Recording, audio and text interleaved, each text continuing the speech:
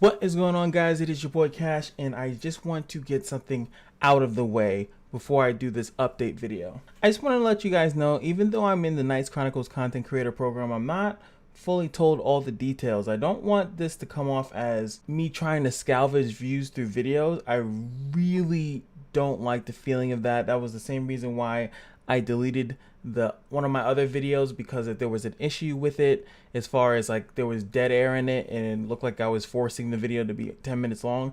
In the same regards, I don't want you guys to come off and think that I'm aware of this information because I'm in a content creator program and I'm releasing it slowly so I can get different videos with decent amount of views or anything like that. They really don't tell me anything. I just want to make sure that you guys are aware of that. I'm not trying to do this for views or anything like that.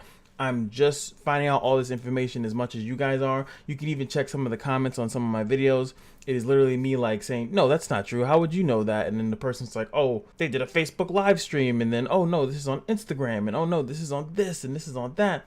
So I'm really just trying to stay on top of everything. And now there is more news. They finally did the update video. There was a Facebook live stream and I was about to edit down the Facebook live stream.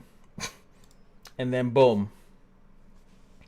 All the information is now here. So, not to have such a long intro, but I'm going to go through everything that is here in this update video. We're going to go through every single character.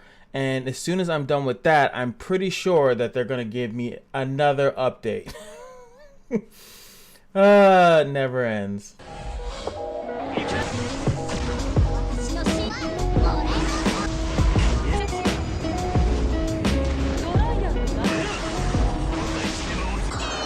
Alright guys, there's nothing to it but to do it. Let's all that sappy, angry, frustrated self stuff out of the way. We got some stuff to go through. So we're gonna go check out Karen's new passive. We're gonna check out Aurora. We're gonna check out Erandel, who is supposedly the next support, who is also the next Advent hero. And of course this guy who is a dark attacker, Baskerville. He's a guild shop hero, which you're gonna see as we go down here. They also gave Aurora a costume very quickly. Kind of weird about that. Not gonna lie. So here's the little Advent. She's a 5-star Advent character, so her dungeon should be really hard.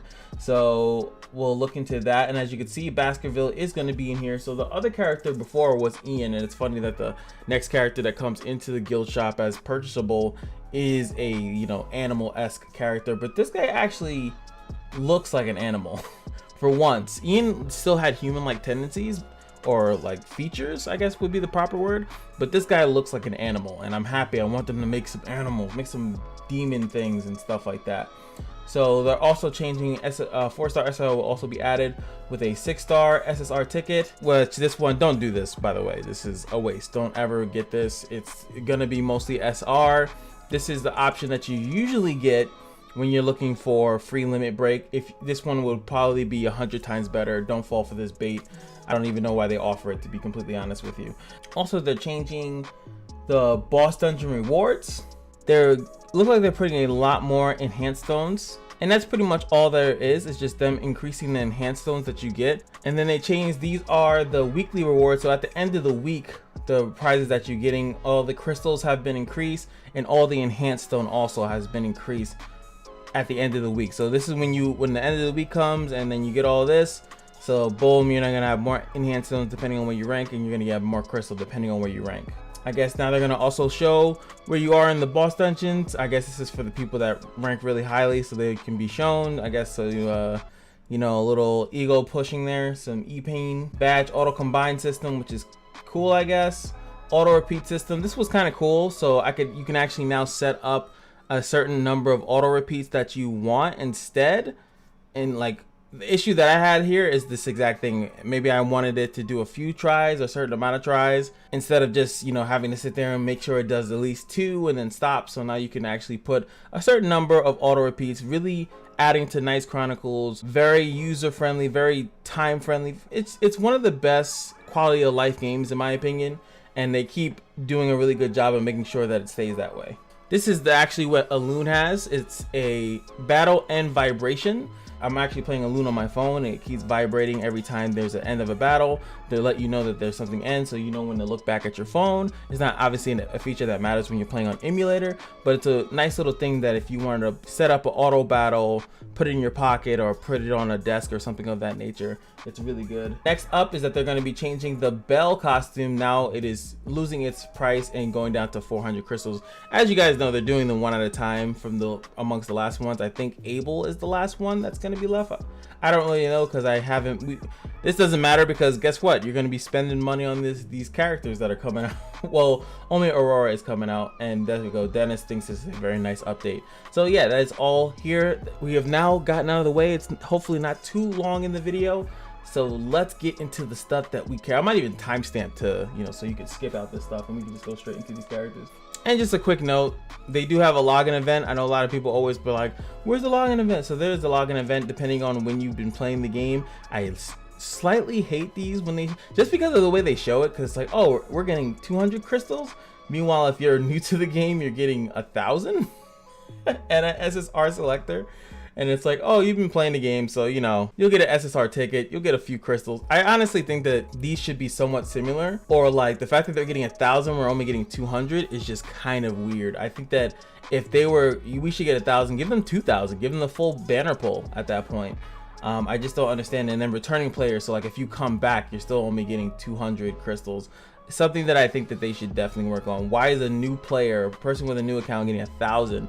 Oh, you want, because I know, like I said, the psychology behind it is to give them a lot of stuff so they really want to play. They're really incentivized to play the game, but at the same time, it's like, what about the people that have been, this is for a regular playing person, like they're only getting 200. You're not getting like anything really cool, like rune enhanced scrolls, yay, tier 3 enhanced, not even like a 6 for someone that's been constantly playing the game. You know, I don't know, I just feel like they should change that. This should be way more, like this should be a lot more for people constantly playing your game. This is for people that are constantly playing your game. I just wanted to mention that because I really think that this is BS. So one thing that they did do almost correctly is that they actually have the YouTube videos. We haven't done like a YouTube video. Most of the time we're so early or whatever that we don't actually have the videos ready. So I'm kind of hyped to actually be able to play the videos for you guys. So let's do that. All right, let's do this.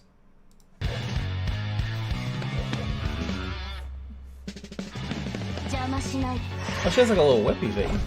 Light of research. Power of the earth. Oh wow. That's a cone attack. Eternal rage. That's a dragon.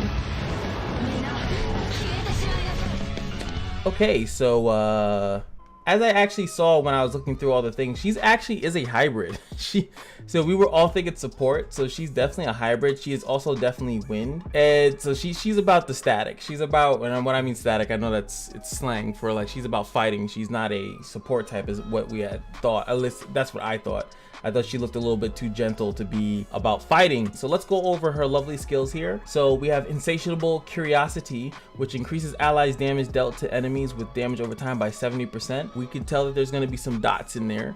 So we got Light of Research, inflicts damage equal to 1 target, and it has a chance to poison, going up to 90% poison. But remember, this is a banner character, so the odds of you getting dupes is very low. But it is nice that it will become an S1 that ignores defense on the S1. 100% chance to poison, which is also pretty good. To poison for 300% of attack. What? Does that mean her poison ticks harder than a standard poison? I have to double check that. I'd have to double check that in game. I can't do that right now. This is the Power of the Earth. It's a cone attack like I figured it was, and it has a chance to stun. And we can see here 3 to 6. So at level 3, it gets a little bit spicier. And then the chance to stun goes up. 2-turn stun no matter what. So that's a pretty crazy effect. A cone, two-turn stun in a cone. But still the chance is relatively low, only going up to 60. And then the chance to stun goes up if you have Researcher, which is something that we haven't come by because it's probably one of her passives. And 100% chance to stun. So this can become 100% chance to stun for 2 turns. I'm assuming this is probably what I would rather level up first, and if to be honest with you so far. And then we have Eternal Rage. Inflicts penetration damage to all enemies. So she is a AoE attacking wind hybrid. Nuts. And this thing does have a chance to poison. Same thing for 300% of her attack. grants the caster Researcher. So our S3 grants Researcher as well. And if you level it up to all the way to level 6, it's a 90% chance. Just give it the 100%. Come on, geez. And then evades counterattacks, which I've always mentioned that this is really good because of the fact that you're hitting all the characters, they're gonna hit you back, and then you might end up dying just because you have an AoE attack. Something new that they've been doing a little bit recently. So right now, I definitely think the S2 is one of the better things, unless, you know, there's a better chance to poison. But the 100% chance to poison is actually on the S1 plus ignore defense. So I'm still thinking 2-1-3, you know, but let's look at the passives. Maybe I'm thinking too fast. All right, so caster gains Researcher for 2 turns and has a 50% chance to decrease the caster's skill cooldowns by 1 turn when attacking an enemy affected by damage over time. Okay, this might be this is Ashley's wife. So I'm already thinking multi-strike, counter-strike, obviously. Decreases all enemies' counterattack chance by 50% and evasion by 50% if the caster has Researcher, cannot stack.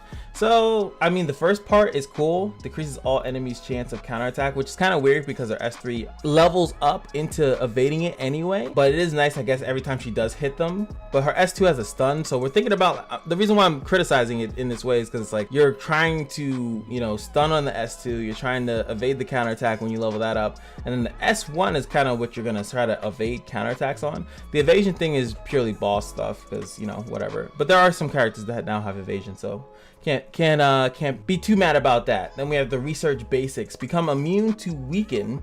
That's cute, I guess. 80% chance to remove 2 buffs from all enemies and the same chance to decrease the caster's damage taken by 50% for 1 turn when defending. So that is when you press defend. When you press defend, 80% chance to remove 2 buffs from all enemies and the same chance to decrease the caster's damage taken. Let's say you have her on counter, right? So you could spam defend, remove buff from the enemies, from all enemies, right? You'll possibly take 50% less damage. You'll still have the chance to poison. If you hit them with the poison, you lower your, you know, stuff. I don't know. That seems a little underwhelming. Her 60 passive seems very underwhelming. Not gonna lie to you. Becoming immune to weaken is cool and all, but like dealing with debuffs is usually by another support in your team. So if you're worried about getting weakened, you're gonna have someone to specifically take that off of you, or if not block it. That's a very specific debuff that only a few characters have access to. So I don't know, just seems kind of whack. She seems okay. She's definitely feeling like Amelia to me. The poison is cute, unless her poison, like I said, is different. I don't know if this is standard poison, but she seems okay. She's definitely not OP. She's not like, oh my god, I want it right now. I'm still gonna summon it for her because she looks really cool. She transforms into a dragon, so that's about all I need. So let me know what you guys think about her in the comment section below. Let's go to the next character. Next one is gonna be Erandel.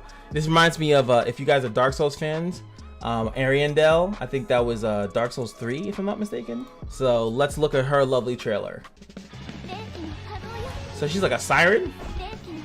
Here's the Frost Wave. It's a cone attack. Frost Wind Song. Cone attack heal. Permafrost Epic. Play that funky music. Oh my, it's a support skill. It's been so long since we've actually seen like a support S3. I think the last one was like Leon or something like that. Like you don't see them that often. It's kind of funny. So let's check out her skills. Song Protection decreases support type allies damage taken by 20%. That's kind of cool. Need some more supports in the game. There's a severe lack of supports in the game, just saying. So this is the cone attack that we definitely saw there. Now this is an Advent hero. So instead of looking at the 1-5, we're just gonna look at the level 6 because that's where it's all at, because it's very likely that the more you play the game, you're gonna actually get these characters max. So that's what I like to look at them as. Frost Wave at level 6 inflicts damage equal to 96%. It's a cone attack. 40% chance to increase the target's debuff duration. So this is similar to Elizabeth actually, and she's actually able to do it in a cone for a very lower amount of chance to do it. But like I said, it's 40% and it's gonna be leveled up because she's Advent. That's pretty good. Next up is the Frostwind Song. Restores the casters, so it's a cone heal like we said, and removes all abnormal statuses, obtains a magical heart. Next up is the Permafrost Epic. which is a 60% chance to cast weapon corrosion on all enemies. Oh, so it's not a I thought it was for the friends. Oh no, there's some other stuff. So everyone gets weapon corrosion, increases all allies damage dealt by 30% for 2 turns. If the caster has a magical harp, it is consumed to revive 2 allies and restores their HP by 30%. Well, that's pretty good. Well, no, let's read the passives before we recap it. So Cylic Recital? Cylic? I think that's how that's said. Consumes a magical harp to revive with 50% HP upon taking fatal damage if the caster has a magical harp. Decreases all allies skill cooldowns by 2 turns upon reviving. This is like kind of ruse thing, the cooldown thing. But what's really interesting about this is that there is no cap on this. Let's look at this again. So consumes magical heart to revive. She gains a magical heart when she S2s, which is on a 3-turn skill cooldown. The only thing that consumes the magical harp, it seems, is the S3 and this passive. So you could literally just S2 and keep your magical harp if you really wanted to, and just keep reviving over and over and over again. That's how I'm reading it, because normally when they say you can only do it once or twice, it would say that. So it could either be a typo, or it could actually work that way, that she can just keep coming back over and over again. So you would definitely need to anti-revive her, and I'm assuming something like this is going to play into her Advent dungeon, so that's going to be interesting to see. Then her 60 passive is obtains a magical harp at the start of the wave. Yeah, that, you know, we know that's gonna happen. Changes an ally's low HP ratio to that of the caster at the end of the turn if the caster has a magical heart. So what that also means is that as long as she has high health, the character with the lowest health is not healed, their HP is changed, which is a way to avoid stuff like Kane, who is waiting for someone to recover HP. This is not considered recovering HP. It's about like balancing the HP. You will see this character a lot. Out of the last couple Advent characters that they've dropped, Perina was underwhelming in my opinion. Nina, you don't see Nina. I don't see her. I don't hear anyone talk about her. You will definitely see this character 100%. Then we got Basker, and then last we have Karen. I'm sorry, this video, I'm already at 24 minutes on my thing, so I don't know how much edits I'm gonna be doing. So hopefully this video won't be too long, but there has been a lot to talk about. So I hope that you guys are still here with me. If you are, remember to leave a like, comment, subscribe, all that good stuff. But anyway, let's go to Basker, the smooth detective, our Batman that looks like a wolf man, whatever. All right, here we go. Let's see what this guy does. The game is afoot. Cone attack. Remove buff, cone attack. Manhunt. So he's a dark attacker. You're under arrest. That was so underwhelming. He's just not a flashy character, but that actually looked bad. He's like, yeah, you're under arrest, and he just like jumps on you. Whatever. I mean, he's a detective. Maybe, you know, maybe he doesn't want to, you know, be that aggressive. You know, I understand that. So first up is passive leaders. His leader skill is Backstreet Detective. Increases dark allies evasion by 25%. The game is afoot was that other skill. Now this guy, technically, you could say he might be like, you can level him up because he's a guild shop. So as long as you are in a good guild, and as long as you are doing your fights and stuff like that, you will eventually get this character, and you could skill him up. But it seems like that doesn't matter because they gave him the dirtiest of Dan, 1 through 6, 1 through 6, 1 through 6. So all his skills, there's absolutely nothing that happens as you skill this guy up, besides just, you know, the standard, you know, skill enhancing stuff. So he has this first attack, which is a cone, has an up to 60% chance to remove one buff on those characters. Inflicts fixed damage equal to their max HP, which is actually pretty good. Second is the Manhunt, which is penetration damage to one target, and again it has a chance to remove all the buffs, 70 all the way up to 100, and also has a 100% chance to cast Wild Instinct of the caster. We'll have to see what that does. Very likely it's somewhere in here, as we can see it at the bottom of my screen. So you're under arrest is another penetration skill to one target. It is a single target nuke. This is also a S2 single target nuke. They usually have these same values all the time, if you guys didn't know that, if you're new to the game. 100% chance to increase all of the target's skill cooldowns by 1 turn. Now that is amazing. If you guys don't know what that means that if he, depending on how fast his speed is, and we have to check the speeds of all these characters, by the way, that's really going to depend how good they are. It's another big factor, but depending on how fast this guy is, he can go first and reset the cooldowns by 1 turn of the characters, which means that those characters can't use their ults. And the only other character that had something like that was actually Leona. So it's nice to have another character that has it, and maybe he might be a little bit more into the meta depending on what his passives are. If the caster has Wild Instinct, consumes Wild Instinct to inflict some more damage, whatever. Not really caring about that. Wild Instinct, the caster gains Wild Instinct when receiving an abnormal status effect at the start of the wave. So this is for, you know, all the weird passives. When the caster has Wild Instinct, all attacks will ignore defense and evasion increases by 50%. So we have something that is a little busted. Yes. So while he has Wild Instinct, so he gets it if he gets an abnormal status at the start of the wave, which is literally like, they might as well have just said if Cynthia's on the other team, he gets Wild Instinct. But I'm pretty sure that they might introduce some other things that might give him abnormal status at the start of the wave. I wonder if that also includes if he's fighting against Elizabeth and then he attacks. Is that considered the start of the wave? Probably not. I'm just speculating. But the fact that if he, every time he S2s, right? Where is it? Yes, every time he S2s, he gets his Wild Instinct. It doesn't tell you how many turns, or maybe it doesn't have a turn. It's actually a passive buff which stays on him unless he consumes it, which the only way it looks like he consumes it is with the S3, which is cute and all, but you could also keep S1 and S2, ignore defensing people to death. I don't know, that's going to be hard to make a decision on. His 60 passive is Impromptu Inspection, 80% chance to remove protection from all enemies. Wow, what a counter. Electra. Electra. They literally built the counter for you. They just made a character to counter you. 80% chance to remove protection from all enemies at the start of the wave, and removes 1 abnormal status from the caster. The caster recovers 20% HP for each target when attacking. So that also gives him sustainability. So he has a cone here. The other things are single target attacks, which doesn't matter, but on his cone attack, that actually means that every time he multi-strikes and every time he counters, he's going to be gaining like 60% HP. So he's going to be healing like crazy. You're going to definitely need to heal block this man like ASAP, because he's just going to heal. And most likely you're going to have him on counter multi-strike kind of build. He has ignore defense. He has other ways to pump up his attack. He's dealing like this already makes you want to have counter multi-strike. So he's actually really good. So far, characters that are really good are going to have to go to my man Bask and Erandel. Aurora she's not like she's super bad. She's just not that great. So definitely you're going to want to get one copy of this guy and then keep getting him from the guild shop. Ian was really good too, but he also has a slight counter to Ian as well with the removing protection from the beginning of the fight. But his Wild Instinct is really good, his S3 is really good, and then you want to S3, S2, get that Wild Instinct back on you, and then just kind of hold on to it for a while for the 50% evasion. Plus he has evasion in his path. Oh, whew, let me not. This guy is definitely off his rocker right now. Last but not least, we have Karen and her new little passive. I don't know if they changed any of this stuff. Actually, yes, they did. So for Karen's S1, they did, so this is like a little update. They usually do this nowadays. I have noticed this.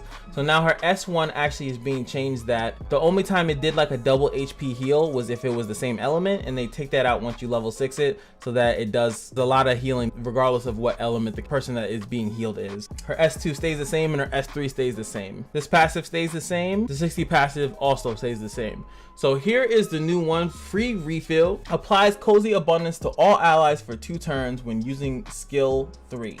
If you guys don't know what Cozy Abundance is, from the 60 passive, it applies Cozy Abundance for 2 turns when an ally dies. Cozy Abundance is pretty much that you just died and you have 2 turns. Like pretty much you will come back and revive again if you were killed while that is on you. So now when she uses her S3, characters will now get this Cozy Abundance to allow them to just kind of keep reviving. So they're going to need to be anti-revived, which is actually pretty good, because there's a lot of characters that have anti-revive, but sometimes it doesn't matter if you don't have enough reviving on there. So I do like them pumping up the revive. And when we saw Erandel, she also has a bunch of revive stuff too, to kind of force people to really anti-revive characters. I do like that actually. She also has grants debuff immunity, which is really good, for 2 turns to the ally revived by on the house, which is Cozy Abundance stuff. So they'll get a debuff immunity for 2 turns. That's pretty good.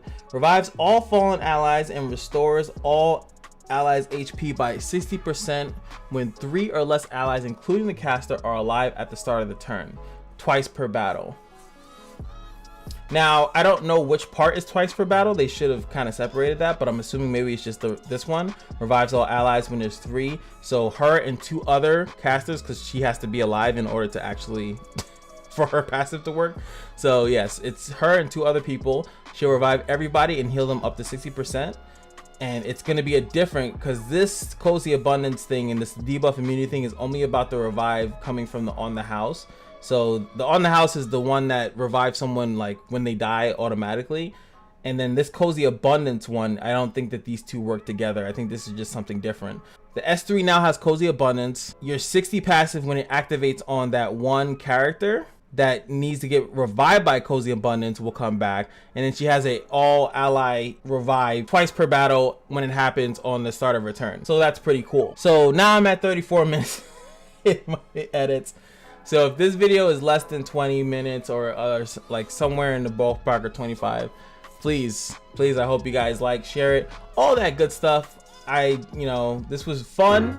It's just, I wish that all this information was coming out and I knew it was coming out so I could have prepared better for it. It's 6 o'clock in the morning. I dropped the video like maybe a few hours ago, and now I'm up and I have to edit this. It's 6 a.m. but you guys probably won't see this until like 8 something. Oh, my poor soul. But hopefully you guys enjoyed the video, and remember, every day at the Kashino is your lucky day, and I will see you guys in the next video. Peace.